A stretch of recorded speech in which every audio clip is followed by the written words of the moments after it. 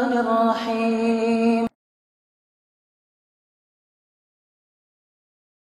Jika kita pergi ke tempat makan atau mall, pasar, pasti ada musik yang dimainkan. Sikap kita bagaimana, Ustaz?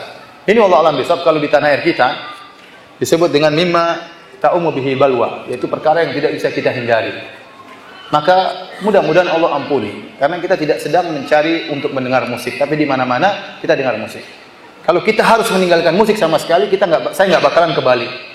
Kenapa? Karena di pesawat pun saya dengar apa? Musik. Belum saya ketemu pramugari, macam-macam ya. Repot. Terus gimana saya mau ke sini ceritanya? Ya, saya tidak akan pernah ke sini.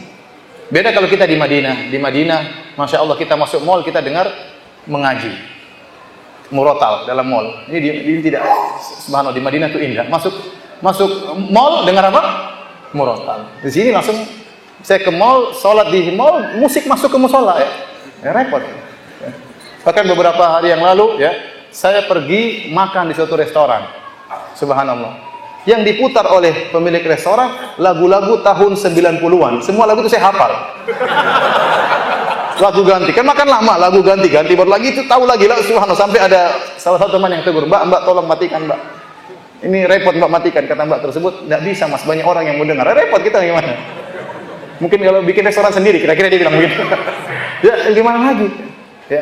Ini perkara yang sama seperti menundukkan pandangan. Tidak bisa kita tundukkan pandangan, susah. Mau kemana-mana pasti ada yang apa? Kelihatan. Antum naik motor pasti ada kelihatan. Di mana tundukkan pandangan, nabrak nanti. Terus astagfirullah. Jangan alhamdulillah ya. Astagfirullah ya. Ya, ada perkara-perkara yang tidak bisa kita hindari. Bukan kita menggampangkan, tapi tidak bisa kita hindari sama sekali. Seperti ikhtilat, seperti terbukanya aurat, seperti dengarnya musik.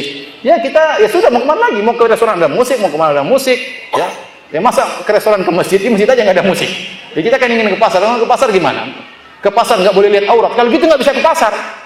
Terus gimana caranya? Tanam beras sendiri dong. Ya gimana caranya? Nggak. Ini di luar kemampuan kita.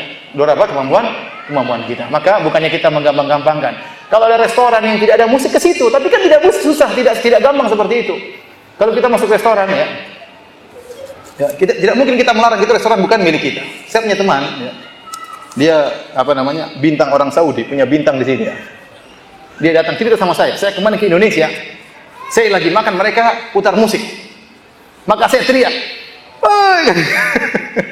matikan itu. Akhirnya mereka matikan, karena dia orang Saudi. Kalau kita matikan dipanggil polisi, kita ditangkap ya. Ya mungkin mereka segan atau bagaimana, ada tamu, akhirnya benar-benar dimatikan ya. Tapi kan tidak semudah itu. Kalau antum teriak-teriak dia bilang musik haram, antum dikira orang gila ya. Padahal itu mazhab Syafi'i. Dalam buku Syafi'i, dalam kitab fikih Syafi'i manapun mengharamkan apa? Musik.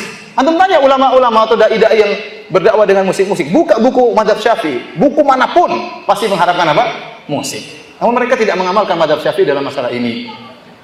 Jadi maksud saya, mudah-mudahan tidak berdosa, karena bukan itu yang kita cari.